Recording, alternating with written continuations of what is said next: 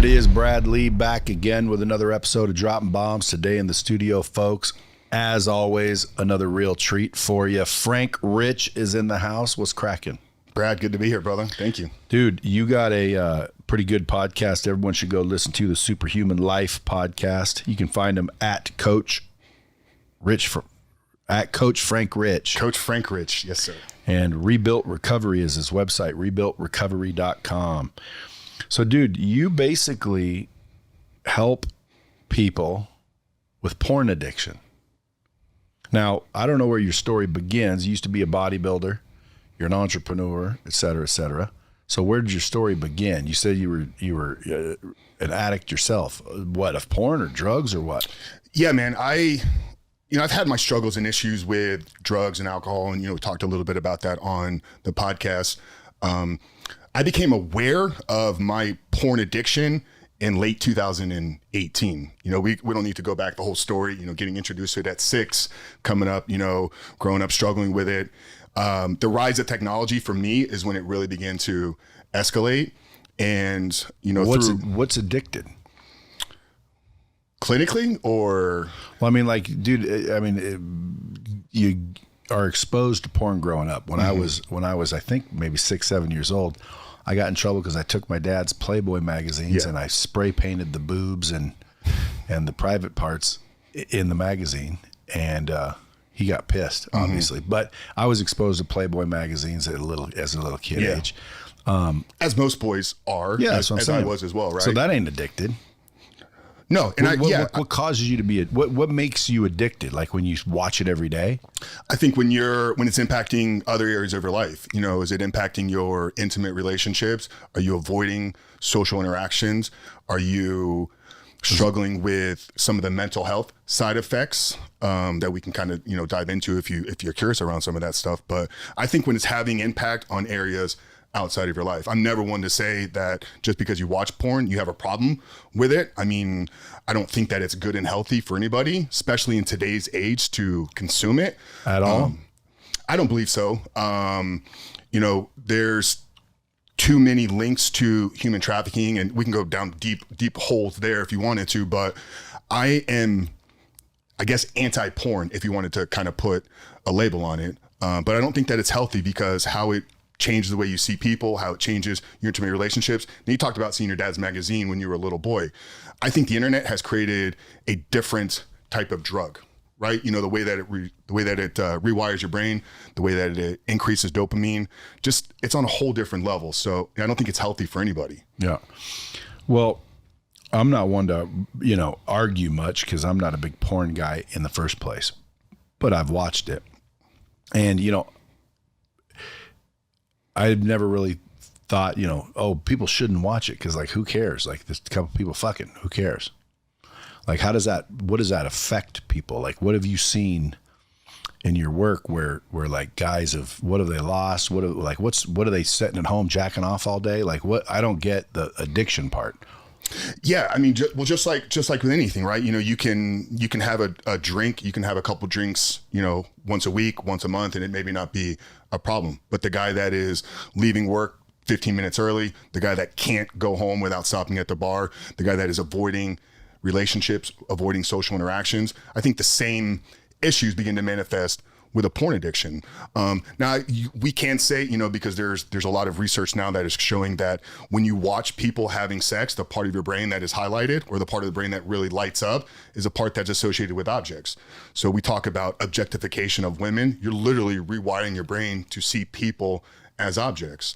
So yeah, it's a drug in and of itself that is rewiring people's brains. It's changing their hearts. It's changing relationships. I mean, if you are avoiding, for the young guys out there, if you're avoiding approaching women because you have everything you want at home with porn, then you're going to get into some issues there. But I mean, is there dudes like that? Because porn makes me want to go get women. Like if I watch a fucking porn, you get freaking horny. You're like, dude, I got to get some chicks. Oh, dude. I mean, hundreds of guys that I speak to on a monthly basis, right? I mean, these guys, you're in your early 50s, right? Yeah, well, so mid 50s now. Mid 50s, yeah. So we have, Brad, we have a generation that is coming up now. There's in their early 20s. I don't know if it's Generation Z, but has had access to a smartphone since they were in elementary school. Yeah. You know, as that brain is being developed, like they're consuming pornography. The average age of first exposure is somewhere between 9 to 11 years old. So I think it's changing society. It's changing men. And it's great that you haven't fallen into that, but I've had guys in your generation. I've had guys that are 50s into 60s that erectile dysfunction has now begun to become an issue. They can't even perform sexually with their wives or partners. So without porn or what do you mean? So because that ain't porn, is it? That's the food. That's the fucking chemicals. Well, I would say that probably those factors are playing into that as well. But if porn does the opposite for hard-ons, doesn't it? Well, not if you've wired yourself as the pathway to orgasm is through watching a screen and touching yourself. Like over time, that becomes how your body wants to get it. Brad, I struggled with this in my 30s. Like I had beautiful women that I had relationships with, and I was healthy. I was a bodybuilder. You talked about it in the intro there. But for a young guy in his early 30s that couldn't perform sexually, like without using porn either before, during, or after to complete it, that's a problem. Sounds like one. Yeah. Yeah, I've never I guess I just can't wrap my head around it because, but I can't wrap my head around anybody being fucking addicted to heroin either. Like, dude, are you stupid? But heroin I see because like you do it and you like you need more. Mm-hmm. So there are people that literally, have a secret porn addiction to where every time they get a chance, they're watching porn, which could be any second with this thing. Oh, absolutely. Yeah, I think the stat is somewhere around 40% of people have admitted to watching porn at work. And then you've heard of Andrew Tate, I'm sure. Obviously, yes. Tate and a couple of these guys that are running around right now, they're against porn. They're saying, porn will hurt you. Mm-hmm. I've never really thought of it that way, which is interesting. Yeah, I love that guys like Tate and the larger platforms are using it because, like I said, man, for me up until 2018, it was something like if I would have thought about it, yeah, I maybe had an irregular relationship with pornography. I probably maybe use it back then if I thought about it. I was using it more than regular people. There were definitely times I've used it in public type of restrooms. There were times I avoided social interactions. There were times I'd left social interactions to go home to watch porn. But I don't think I would have ever actually said I was a porn addict up until 2018 because it wasn't a conversation. I started my podcast back in 2019 because when I got on the other side of it and I got freedom, I felt different. I saw the world differently. I saw myself differently. I felt more connected to people than I've ever been in my entire life. And I saw an opportunity to maybe speak to the younger men out there, because could I have been saved of years of struggling? Could I have been saved of years of issues with it? Had there been guys that I looked up to talking about it? So that was really the driving desire for me to start having the conversations on the podcast around it. And out of that really birthed the coaching. Like I didn't set down this path, 4.5 years ago to say, I want to start coaching men. I want to start helping men overcome pornography addiction. It came to me just by having the conversation regularly. So I love seeing guys like Tate and the bigger platforms out there. And even you today, bringing awareness to this. Yeah, I mean, I've never really said don't watch it because again, I don't even acknowledge. It's like even when you said it in there, I'm like porn addiction. See, I just can't like. So what are the? Well, I would say we can dissect your life, right, and maybe see why it's not even a major issue. I mean, you're living in what you maybe describe as a purpose or bigger calling for your life. Like you're having massive impact on the world and people around you. You wake up every day with something to look forward to. I've seen your social media. I've heard you talk about your wife and your relationships. You have all these things that are fulfilling you. So the desire to go home at the end of the day and suppress yourself, or not suppress yourself, almost just lose yourself, like just like you would with drinking or drugs, right? You're trying to suppress some feelings. The same thing happens with porn. So if a guy isn't checking a box in work, if he isn't checking box with his relationship, if he doesn't have social interactions, social friends, a social circle that he's involved with, that is going to create the desire. Well, let me go find and seek something. And porn, like you said, because it's not a drug, you don't feel impaired after. People in your life you're not walking around with like porn breath like you would if you're drinking all the time. So people don't know. I mean, I've even said for me, I struggled with it for 10 plus years and nobody in my life knew about it because I was able to keep it a secret. What harm did it do you? Well, I talked about, I had erectile dysfunction. I definitely had, Maybe issues. that was the steroids. Well, I never said I was on steroids, but Any bodybuilder's on steroids. I have some friends that are natural bodybuilders. Very, very few of those, but Yeah. usually you see the big rip bodybuilders, they're on something, which again, to me, I'm not against that either, but as long as it's, done correctly. Well, with yeah, doctors. So I don't actually think I don't think that would be the pathway there, right? Because you would actually go to a clinic and get prescribed testosterone as a way to fight some of the erectile dysfunction. So me injecting testosterone in my body wouldn't lead me to having a limp penis when I was trying to get intimate. Like, Well, it could if your estrogen levels were too high. yeah, which never was, because it was something that we always monitored and did when I was in competitive season. So it wasn't that. It was because you were watching porn. This chick didn't turn you on Absolutely. because she wasn't getting all nasty and dirty like they do in the porn. Well, what fires together wires together. What you consume on a regular basis becomes your natural, default ways of thinking and behaving. So absolutely. Brad, I've had guys literally reach out to me and said, Frank, I have to watch porn while I'm having sex with my wife. And sometimes it's extreme porn because the desensitization effect comes into play, which would point to it being an addiction. You need more and more or more hardcore material over time to produce the same effect. So what's the solution? Admitting it is the first step, But right? if you're watching it, well, how do you know? Like some dudes, like, they'll whip out the fucking porn when they want to, rub one out real quick. See, that's the thing, man. Get a quick woody, bang, knock it out, freaking go back doing what you're doing. Now, again, you don't see me, hiding in the bathroom to whack out, but I'm not a horn dog. I've never really been a horn dog, but a lot of dudes are. They want to get laid constantly, and if they can't get laid, well, they rub one out. Why can't he get laid? For whatever reason, maybe they're fat. I don't know. We'll fix I would say the solution then would be to fix those problems. Maybe they don't have game. Get game. Well, that would be a better solution, yes. But to rub one out real quick once in a while, is there something wrong with that? Well, no. Did I? So if a guy that rubs one out once in a while probably doesn't have an addiction. Like if he's So how do you tell when like if someone's listening to this right now, I'll rub one out once in a while. I ain't addicted, but the guy listening to this that's struggling with porn knows.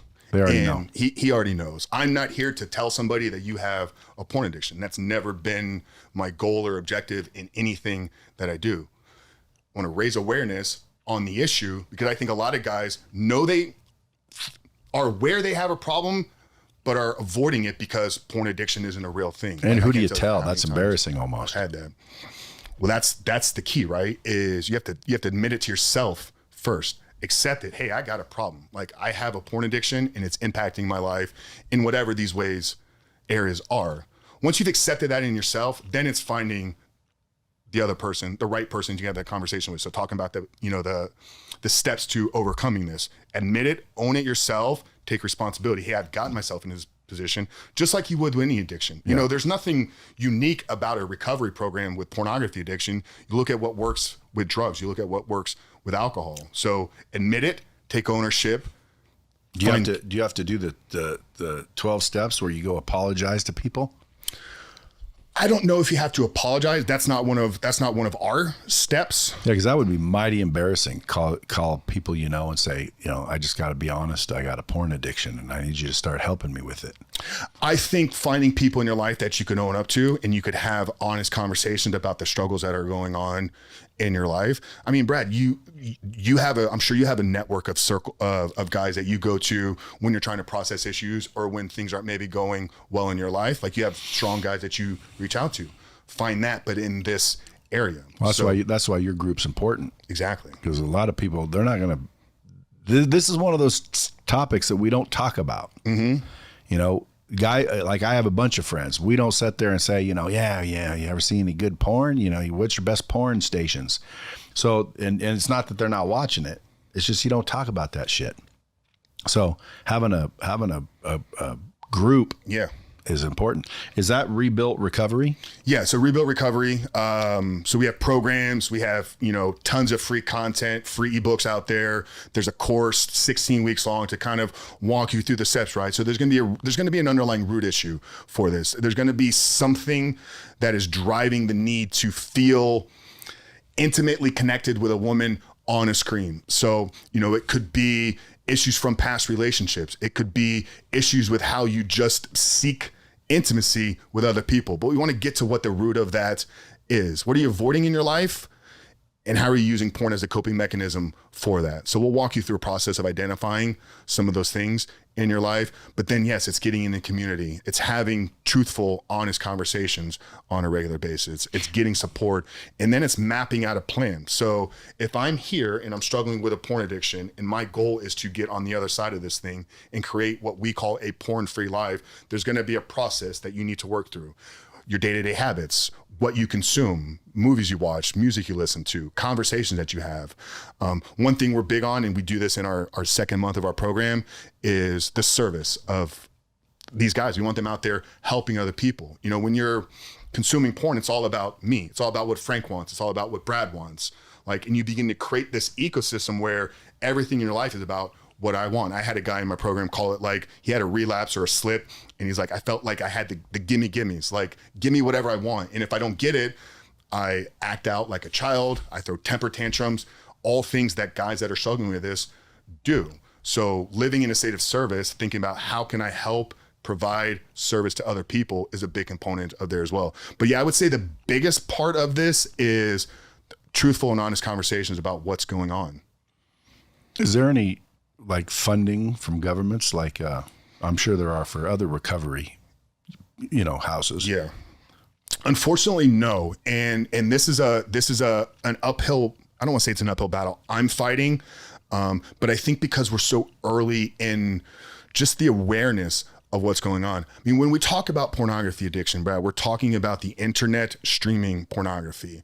Guys, maybe there were guys that were struggling with VHS and DVDs, but it's not the level where I can literally pick my phone up and the drug dealer's in my pocket with me 24/7. So the fact that the internet in the bandwidth that we have it today is really less than 2 decades old. When you look at it clinically, it's not really accepted. So the DSM-5, which talks about all addictions, pornography addiction is not even in there. So in terms of government funding, no, not at this point. Will that change in the future? It's something that it would obviously help our business. It would help us reach a lot more people, but it's not preventing us right now from doing anything. Maybe it's because again, nobody kind of thinks of it as that. Because drugs, you end up in jail, you end up robbing people, your health goes away. Jacking off a lot, I'm not sure that's really going to harm you too much other than mentally. So it's more of a mental problem. Well, it's a mental issue. There's emotional issues that are wrapped up in it. I would say it's a big spiritual battle as well. Are you faith-based? I am. Yeah. What's the Bible say about whacking it? Yeah, I mean, I'm not, a theologian. I'm pretty sure the Bible is against, masturbation. I wonder. It deems it as self-harm, I think is how it's perceived in different books. But I would say where it leads to though, is you have to understand that in time, if you're watching porn multiple times a week, every day, multiple times a day, desensitization will kick in. Eventually, what you watch on the screen will stop working. So now you begin to go down a rabbit hole of consuming more hardcore material, different types of genres. Well, what happens when that stops working? Where do I go from here? Now we get into you're murdering people. You're not murdering. I mean, could be. You ever heard of a necrophiliac? Yeah, Ted Bundy talked a lot about how porn played a role in the warping of his mind and how he used to kind of act out some of his fantasies in some of his crimes that he committed. Where I was going to go though is going to lead to purchasing of sex, right? So if I can't get what I want from a screen and I have the means to do it, I can then go purchase sex. Prostitutions, escorts. We've had a lot of guys in our program that have openly talked about that. Well, I can see how it leads to that. That stops working. we clearly know that there is a tie between pornography and human trafficking.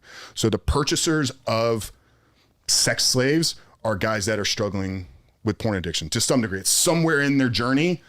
I don't believe you get to buying sex as a trafficker without having gone through the pornography tunnel. So I do think that is harming other people. Well, you got to be a real, I would say, addicted individual to pay for sex slaves. In other words, you got to be really fucked up to pay for that shit. I'm not talking about a hooker. You go pay for a hooker because she's, you're wanting to have sex real quick. Which, by the way, I wouldn't recommend that at all anyway, just from the diseases. But sex slaves, especially child trafficking, dude, there's some sick son of a bitches out there. You think they became that way from watching porn? I think it played a role in it because every single time that I've heard that question or had somebody talk about speaking to victims. So I'm connected with a couple anti-human trafficking organizations in Tampa, Florida. We give funds on a yearly basis. We try to support, do what we can. We try to speak at their events if we're asked to. But I have a lot of guys that I know personally that work. So I have a friend that actually runs a buyer rehabilitation program in Tampa, Florida. This guy got connected with a couple months ago. Did you say buyer? Buyer rehabilitation program. So he helps rehabilitate sex buyers. So all of these guys that he's worked with have told him that their pathway started as a young boy with an introduction to pornography. It warped their mind. It created issues with their desires, issues with their intimacy. And in time, it leads them to acting out irrationally, just like any addict would, to the purchasing of sex slaves. Damn. See, when you look at it like that, it's like, dang, that is kind of serious. Yeah. So is zero tolerance your view? Like, you don't watch porn, period? For me personally, that's how I live my life out. Yeah. Well, but if you're an admitted addict, that's how you're supposed to. In other words, you can't watch one porn, because then next thing you know, you'll be back at it. Just like drinkers, alcoholics. I was arguing one with the other day, when I say argue, I say debate. Debate's a better word. Yeah. If he has a drink, it's been, let's say, 20 years since he drank. If he has one drink, it's over. He'll go nuts. Now, again, I'm not going to dare him and test him, but I just don't believe that shit. Why? Well, because, dude, technically, you just went 20 years without a fucking drink, so you can go without a drink. You tell me if you have one, you can't control yourself? He said no. And again, maybe that's true for some people. I can't wrap my arms around that one either. It's like, dude, that's a choice. That's a choice to get drunk. No, I love that whole approach, man, because I believe watching porn is a choice too. And I think not watching it is a big choice we have to make. But I had a doctor on the podcast, Dr. Rob Kelly, who was an alcoholic, and he talks about the alcoholic's brain. So from a genetic kind of DNA perspective, there's a way that an addict's brain processes alcohol that when if they go 10 years without it and they had that first sip, it almost takes them immediately back to where they were 10 years ago. So I think there were guys like that can say, no, I can't have one because I'm going to want to go all the way back to where I was. I do believe that can be true for some people.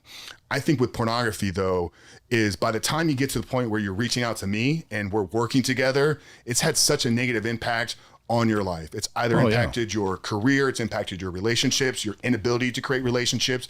That's created this disgust with it that I don't even want it as a part of my life. I mean, if you talk to, I used to smoke cigarettes when I was in my early 20s, like just, fell into it through drinking and partying, and it just became a regular daily habit.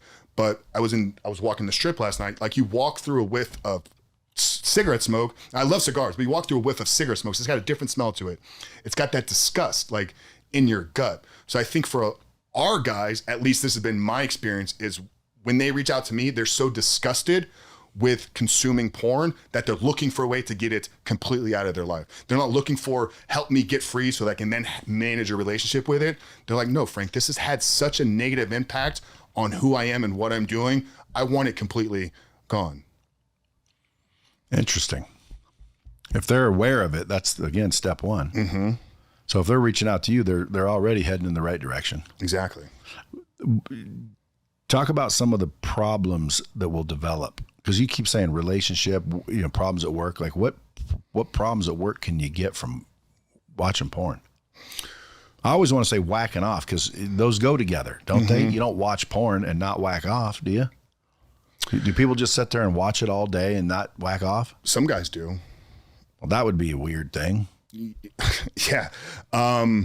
Like if you're just stuck to watching it, like you don't really do nothing about it, you're just watching it. Because I mean, dude, generally when you talk about porn, you're thinking about either you're trying to get fucking extra horny for your girl because maybe she doesn't turn you on, but the the vixens on the TV are doing crazy shit, and you wouldn't dare ask your girl to do that. So you watch the porn just so you can freaking get into it.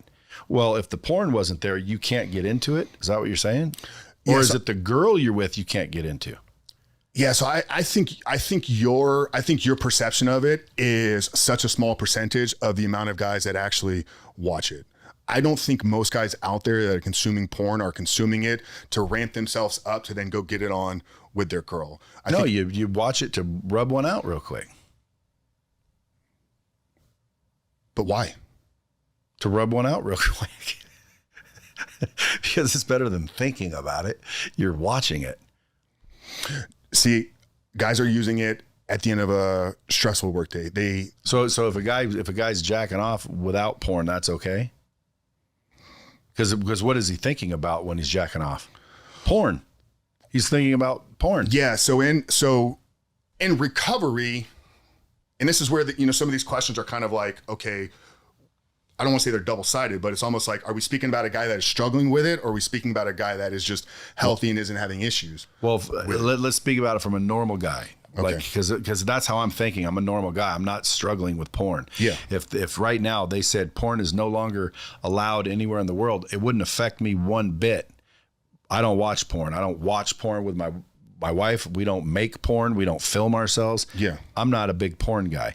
However, I've seen porn, and I wouldn't have ever thought that there's people out there with a problem with porn. Addiction, maybe because they're horn dogs. They just want to fucking have sex all day. That makes sense. I mean, doesn't make sense, but I mean, I can understand that. But I don't understand having problems at work because of porn. Like, what kind of problem would you have at work? Like, you're at work and you can't work because you're thinking about watching porn? Well, yeah, focus would clearly be one of them. Like, if you can't lock in and focus on a task for more than 15 minutes because your dopamine receptors have been completely fried from the amount of porn that you've consumed, maybe even the desire to actually go out and pursue goals at work. This is getting to the hijacking of dopamine and how it's, Brad, I've had guys that have literally, like, they don't clean their apartments. They don't do anything. Like, they are literally video games, pornography, video games, pornography, video games, pornography. How do we help those people? If they want it. I mean, if a guy doesn't want help, he's not going to be able to get help. So it's got to start with the desire and want to change, and then regular, truthful, honest conversations. Dr. Anna Lemke, who's the head of Stanford's addiction department, wrote Dopamine Nation, had her on the podcast. She says, so she works clinically, she does research and oversees Stanford's department. In her clinical work, during recovery with her patients and clients, 100% truthful honesty in all areas of your life. If you're late to work, why were you late to work?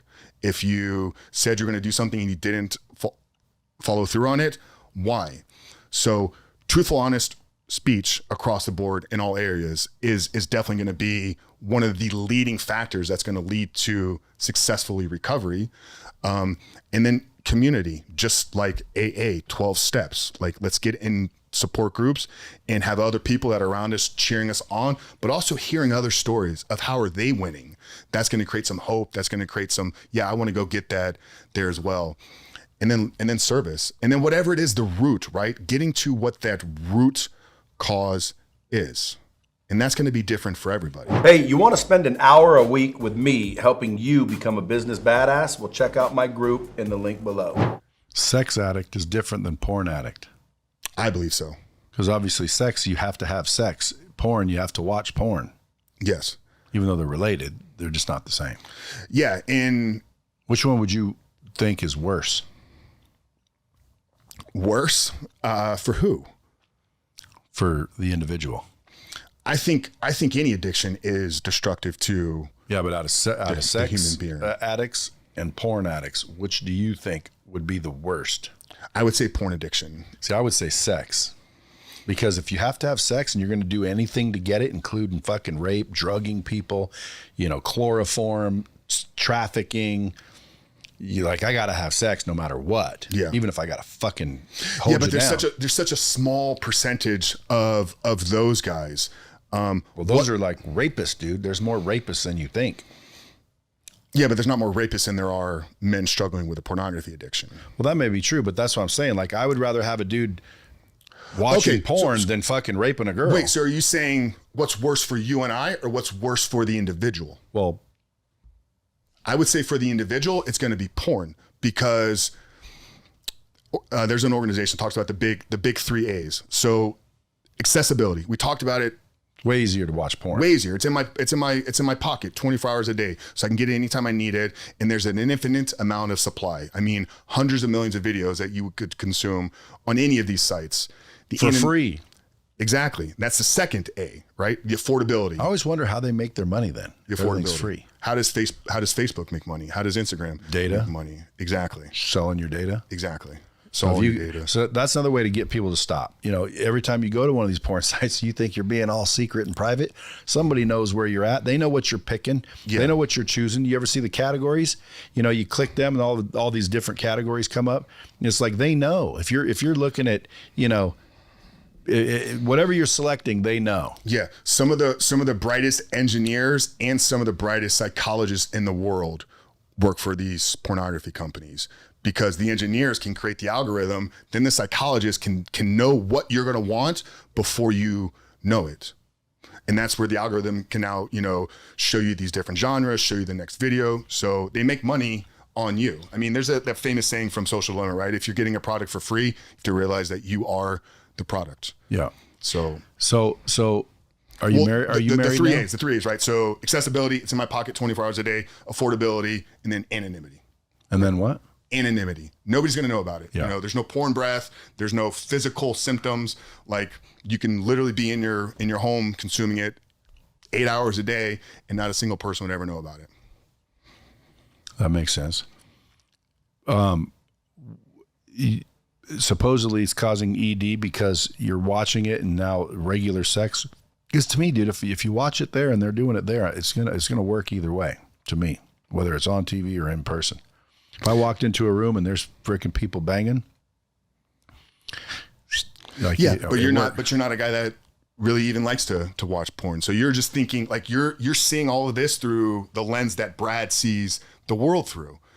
But the guy that is consuming it, the guy that when he was 12 years old and is now 25, and his first introduction was this hardcore streaming threesome on Pornhub, and now that's where, oh my God, that's where I need to go. And then by the time he's 16, he's watching trans porn, and then by the time he's 20, he's having to, pop a blue pill, watch porn, and then go, purchase an escort. Like, that's a different perspective of how you're seeing the world. So yeah, it's just, I don't want to, show you my inbox, but I can show you the amount of hopeless men, the guys that are literally grown men, like in tears.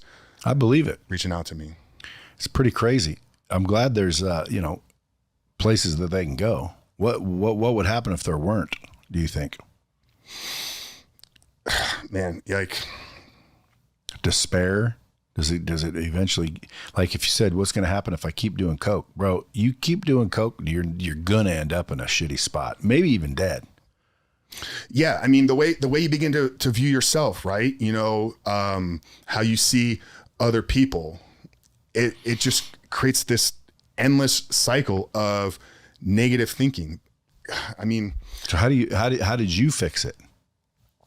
So I heard a podcast, and Well, you asked me if I was faith-based. So I came to my faith in late 2018. I mindlessly kind of, strolled through the world with no real guiding light, no real star of what I was shooting at, just doing whatever Frank wanted to do, whatever made me feel good. Through a series of real powerful introductions to some great men in my life that became a positive influence on me, led me to asking myself some questions. So I came to my faith in 2018. Shortly before that, I heard a podcast, and hopefully this podcast today with you and I can maybe be that podcast for a guy out there. But for the first time in 2018, I heard two grown men talk about their struggles with it. And I think for me, that made me realize that I wasn't the only guy that had the issue, and that there was a pathway out of it. So coming to my faith was big. Getting radically honest with myself in February of 2019, actually owning it up. And then what I did, Brad, is not recommending this to everybody. I contacted everybody that I knew. Like every guy in my life, I said, can we meet for coffee? Can you jump on Zoom with me? I want to have a conversation with you. Because I was trying to process what was going on in my life. I was trying to process how did I get here and what's going to be the pathway out of it. So I'd reach out to my friends that were, business guys, that were lawyers, executives, and I would just be like, hey, Brad, we've known each other for 5 years. We've had a lot of great times. The gym, we're crushing it. I think I have a porn addiction, and I'm trying to figure out what's going on. And every time I talked about it, for one, the guy would put his arm around me, whether we were in person or through Zoom, he'd be like, it's going to be okay. I've dealt with similar issues here as well, and there's going to be a pathway out of this. So I started to find ways that I could do things for other people, started to find ways that I could process and figure out, okay, well, what led me to this? Well, there was a brief introduction when I was 6, 7 years old. The rise in internet when I was 15 became an issue. There was a break in my parents' relationship that when I was a teenager that created a lot of issues in me and just how I saw intimacy and relationships and marriage. So as I'm coming up, it's like I always had the porn there as like a safety net. No matter what was going on in my life, there was always porn there for me to escape into. And that's what it became. It became a way that it didn't matter if work was stressful, if relationships were stressful. At the end of the night, I could always lose myself in porn. It was identifying that for me, talking about it regularly, and then I've talked about it. I started the podcast 5 months after. So I think having the conversations as regular as I have and having guys now reach out to me has been very beneficial for me. Almost therapeutic. 100%. Well, Bill W., the founder of 12 Steps AA, the only reason he started AA so Bill W. Was a drunk himself. Like he was an alcoholic, but the only way he was able to stay clean was by helping other addicts. So that's literally the creation of the 12-step program, was by the founder knew that if I can help other people, I can stay clean. So I think for me, it's been 4 years now of raising awareness, having conversations, and then being a mentor and coach to others to help them get out of it. Do you find it difficult? Are you like, looking at your phone like, God damn it, I know there's some pussy on there? Early on, maybe, you had to deal with some of that. It's reached such a point, for one, that my life is so much greater now than it had ever been. That, and plus you're into the word, sounds like. Into the word on a daily basis. So that right there is the cure, I would say. If you really and totally run into that whole thing, that'll cure the porn addiction. Yes and no. Just reading the word isn't going to do living anything. living the word, and really buying into it. Because there's a lot of people out there that they don't really buy into the Bible or any of the religions, so it's not going to help them. Why? Because they don't really buy into it. But if all of a sudden you're into it, you're walking the walk. That's not moral or good in any way. Yes. Yeah, period. So if I walked into a hotel room and I saw, porn going on, personally, I'd say, oh, sorry, didn't mean to bother you. Why? Well, because obviously you're trying to rub one out here or something fucking deviant, right? Mm-hmm. What else? Why would you have porn on just for fun? You wouldn't. So, but if you start getting religious, start going to church, start hanging around more like-minded people, I'll bet you that porn addiction starts to fade. If you're living it out. and truthfully, Brad, that was one of the reasons I started doing what I did. Because you would think, yeah, there's going to be the church, there's going to be church support groups, and go see your pastor. But the data tells us, and research shows, that roughly 50% of pastors are struggling with this. So yeah, and the other 50 are freaking diddling little kids. Not all of them, obviously. Yeah, but you see what I'm saying? Yeah, exactly. There's a lot of people that claim to be religious that aren't. Yeah, we've had great church leaders, great pastors come through our program as well. And by the way, let me take that back, because he said 50 and I said the other 50. I didn't mean that. In other words, there's a bunch of them that are out there being deviants in a lot of other ways. You hear about them. Exactly. Yeah. And what's funny to me when you hear about these things, like the Catholic Church as an example, they have a pastor or a priest or whatever they're called there, that gets caught humping a little kid, and they just move him to another church. Like, what are you doing, dude? Like, that, number one, is criminal. Mm-hmm. Number two, shouldn't they be out of your church at this point? I think so. You wouldn't be in my church. Like, that'd be the end of that, or I'd leave the church over that. You harm a child, I think there's one of two places that you belong. I think behind bars, or I think down below. I think the rule should be, if you harm a child, that child's family gets to do whatever they want with you. Mm. And if you're done, if you're alive after that, well, then we'll take you to court and see what the law says after that. Bars. So now you're going to end up in prison, but you're going to first spend about an hour with the relatives of that kid. Yeah. Real accountability. Dude. That would change a lot of people's behavior if we had real accountability like that. Yeah. So describe your day. You literally deal with this every day, because a lot of times when we're dealing with everybody else's problems, it kind of weighs on us. So what's your normal day look like? Yeah. I wake up, morning routine, check the boxes that I need to, mentally, physically, emotionally, kind of get connected, set the plan on for the day. I'm big on, doing hard, difficult things, and, keeping your small commitments. So we help guys build a morning routine, because that helps you, build some momentum for the day. So, I check boxes every morning. I have a sauna, I have a cold plunge that I do first thing in my morning. What temperature is that cold plunge? It gets, if I'm really keeping the ice, so I'm in the process of converting it. I bought the ice barrel, so I have to every day fill it with ice, which is getting very, very tedious.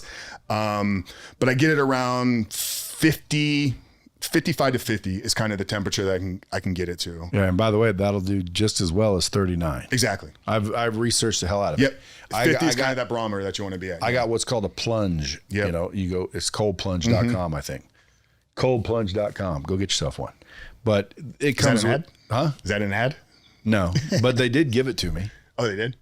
They sent it to me and said it was free, because I'm on social media. They said, maybe you can make a few posts, which I did. And, they sold some units from it. I bet. But I don't mind telling people, because it's a good one. Mm-hmm. It's not because they gave it to me. I would recommend it even if I bought it. And I was going to buy it. Yeah. I'm just glad they gave it to me. But it comes with a unit where it stays cold. Yeah. I bought mine. So I wish I would have done a little bit more research prior to getting it, because I had a buddy that bought the ice barrel, which is a great piece. It's a great unit. It does a job. It was right around $1,200, but I had a buddy that got one, and he became an evangelist for it. He's like talking about it all the time. So I went online and bought it. And then I realized, because I thought it was insulated, and I thought I'll put ice in it maybe once, maybe twice a week. I didn't realize. I also live in Tampa, Florida, so it's incredibly hot.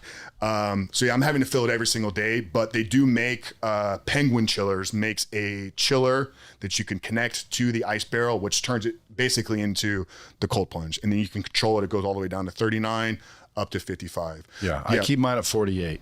Okay. Yeah. And everyone tells me I'm a puss. I'm like, dude, listen, if I get the same benefit at 48 as I do 39, why go colder? Yeah. Well, you'll be at 48 now, and then in a couple months, maybe you'll be at 47. Maybe be at 46. I'm gonna stick at 48. You're gonna stick it at 48 to see how long. Dude, it's cold. Well, that's what I'm saying is eventually my fingers start hurting after a minute. Yeah. Well, eventually your body's gonna get used to it, and then you'll maybe need it a little bit colder. So I would say in time. How long have you been doing it? I've had mine for about 18 months. I wasn't super consistent with it, but it's been 90 plus days at this point, that outside of today because I woke up in Vegas, and last week I spent a couple days in Atlanta. I haven't missed a day. So I haven't missed a day in almost four plus months. How does it make you feel? I've done a lot of drugs in my life, Brad. There's nothing that makes me feel better than a cold plunge. Like it's just the rush, the endorphins, the energy that I get from it, the clarity. If people are depressed, from what I heard, I have a couple of buddies that are like depressed, and they're like, dude, it changed my life literally. Yes. Over depression. Yes. Like, wow, that's weird, but it does. Mm-hmm. It raised my testosterone through the roof. Yep.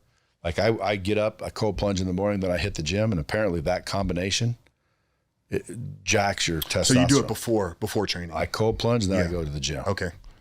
And I think that's the best way to do it. I read that you're not supposed to go to the gym and then cold plunge, even though they do it. Like, you know, the athletes that do it, they said no, it's the opposite. Well, depending upon the goal, depending on what you're training for, like it will blunt hypertrophy. So if you're training to build muscle, then doing it after, I think up to 4 hours after, stop it. You want to avoid. Yeah. So it blunts that, blunts the stimulus. Okay. So you get up, you cold plunge, you do your routine. Yeah. And then I get into, a couple hours of, kind of deep focused work. So this is where, create content, create, books, update our programs. That's the time that I work on the things that I need. And that gets me to about 10, 11. And then I break my day up by getting a late afternoon late morning, early afternoon workout, because come 1, 2 is I'm on calls, coaching, consultations, podcasting. So I try to split my day with me first, fill my cup up so I have everything that I need, and then serve the world, after lunch. So every day, nonstop, you're like a soldier at war. Yeah. Well, I was doing some business coaching up until like March, April of this year. I was taking about 15 to 20 hours, but it was actually holding me back from serving our community to the level that I can. But yeah, so every day, 7 days a week, this is my life at this point. Planted my flag deep in the ground. Right on. So if someone's listening to this and they're kind of identifying, but not quite, is there a like a threshold that you have to be aware of? Because like, if I heard this, I would be like, I ain't addicted to porn. And yes, I've watched it. And, I'm not even against watching it, once in a while. Yeah. But if you said, when's the last time? I don't know. Fuck, years, I think. But I might just be weird because like, is there a threshold that someone has to watch out for? Like, because there might be a guy like me listening going, man, it ain't no big deal. When in reality, bitch, you're not far from making it a big deal. Yeah, so I would say to that guy out there, stop. Just go without it. And if you can't, then There you go, right? So it's going to reveal one of two things to you, right? Is if you say, you know what? I heard Frank on dropping bombs. I'm going to take this challenge up. Go 30 days without it. And if you made it, amazing, right? Like you weren't struggling with it. I can almost guarantee though that if it was a part of your life, at least on a weekly basis, you will feel different by the end of that 30 days. Wow. I think you'll have more mental clarity. I think you'll have more focus. I think you'll see people a little bit differently. So take the challenge. And then if you say, I'm going to do this for 30 days, and by the end of the 7 days, you're back, laptop pulled up, late night screen, whatever, like you're back there, then maybe something can kind of, click and say, hey, let's reach out to Frank. Let's find some help here. Hey, here's another deterrent, if you will. When you're sitting there, doing what you're doing, man, there's cameras in those laptops. There's cameras in that phone right there. Yeah. And if you don't think they are taking your picture every 5 seconds, they do. Yeah. Did you know that? Mm-hmm. Like when you're sitting here going like this with this phone, whether your camera's on or not, that thing's taking your picture every 5 seconds. Where are those going? Where are they going? Well, I'll find out one day. But it does do that. Yeah. So, I mean, like when you're sitting there freaking looking at a porn and fucking, rubbing one out, looking like a fucking weirdo, dude, there's footage of you doing that. Like that's enough deterrent for me not to ever do it. It's like, funny you say that, I don't Brad. want to get caught. I made this kind of like, it was, I tried to get somewhat polarizing on a post one day. I'm like, you know what? Here's something I can guarantee you'll never watch porn again. The next time you're sitting there with your pants around your ankles, screens pulled up, playing with yourself, have the camera on and video you. So if you're okay with watching other people being on video, just video yourself and then go back and watch it. No, and then upload it. Right. Yeah. Put it out on the internet. Yeah. Because like they might freaking, like seeing themselves, but dude, Nobody, any sane person would want to be caught and exposed, even though everyone knows it's fucking happening. Nobody wants that. So there's a deterrent for you, kids. Don't be spanking it. I think we're in the process of the conversation being changed, though. I think you grew up magazines. It was a normal thing. It was almost an initiation to becoming a man. Here's a Playboy. Take it out to the fort. Leave it in the woods. Maybe you'll find one. Maybe the next group of guys will come. You mentioned guys like Tate and some of these bigger, male influencers are beginning to really talk about the dangers behind it. How old are you? I'll be 40 tomorrow. Yeah, so they're like 35, 40 years old. Maybe you're right. Maybe shit's about to change and it's going to become a big issue. It already is. It already is a big issue. And I think the awareness and acceptance around it being a big issue is beginning to rise. I mean, what about us Gen Xers that are going to sit back and be like, fucking bunch of pussies. You can't even beat off anymore? Damn, what's wrong with these kids? You can't even jack off anymore.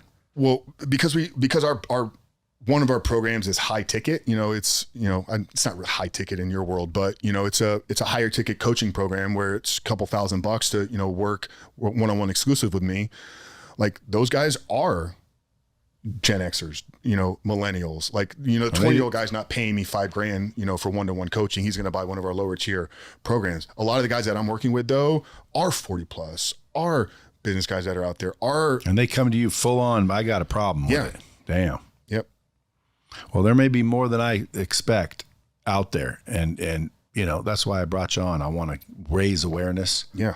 Maybe I got some people in the bomb squad that are struggling. And I'm sure you do, Brad, because what I've seen is I've seen two guys. I've seen the guy that we've talked probably mostly about today that is kind of really struggling through life aimlessly, right? He's got no real clear direction. He's got no clear pathway. He's a crisis of this suppressing masculinity that's going on in the world right now. The younger guys. There's a lot of guys though that are doing big things. They're working in the financial sector. I've had a lot of guys that have been on Wall Street. Maybe they're entrepreneurs that are working 12, 14, 16 hours a day. And the only thing that they give themselves is porn at the end of the night, but it is becoming a problem. So I'd say that's probably more the audience that's going to hear this is the guy that has checked a couple of boxes. And then this is the last one that he needs to check to really find his purpose in life. And what about, last question, what about like if your girl's into it? What's the question? Like what if your chick's into it and she wants to watch porn with you at night as a couple? Yeah. So there's plenty of research that shows that relationships that watch pornography actually have lower sexual satisfaction than those that don't. So to think that watching pornography actually creates better intimacy in a relationship is a lie that I think a lot of people believe. Can women reach out to you? Would that be like kind of almost contradictory? Because like I always thought if I'm a sex addict, I'm going to go to those meetings for sure. Yeah. Why? Because everybody else is the one. If I can go get there and get laid. If a female is addicted to porn, wouldn't she have the same issues eventually? Yeah. So this was interesting. I was in Atlanta last week. I was there. I was doing a big podcast for channel called Hardly Initiated, and they brought a panel on. So they brought me, well, not a full panel, but it was me, and it was a younger woman who was, I think, 23 years old. My focus has always been on helping and serving men. A big part of the community is it's safe, and guys want to be able to talk about issues that they can't talk about in other circles of their life. So for me, I've kept it protected with We Help Men. I also know that the man's brain, the male brain, is different than the female's brain. You don't visually, we are stimulated different than a woman is. So I never really believed that it was a major problem with women. Now I've had women that have reached out to me on social media. Hey, I love what you're talking about. Is there a place that I can go?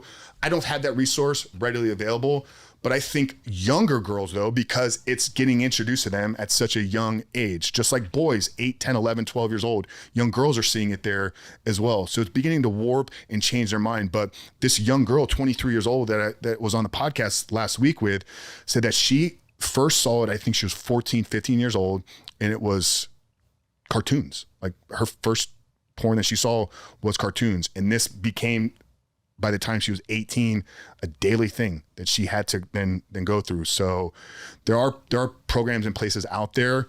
Ours is protected, and it's just with men right now. Down the road, do we open it up to women? Potentially, if the need is big enough. Right on. I'd be open to that. Good. Well, dude, appreciate you coming in. Folks, if you have any issues, get a hold of him, rebuiltrecovery.com, or you can follow him at Coach Frank Rich. Go listen to the Superhuman Life podcast. I suspect a book's on the way eventually, no? Eventually, yep. I figured that would be the case.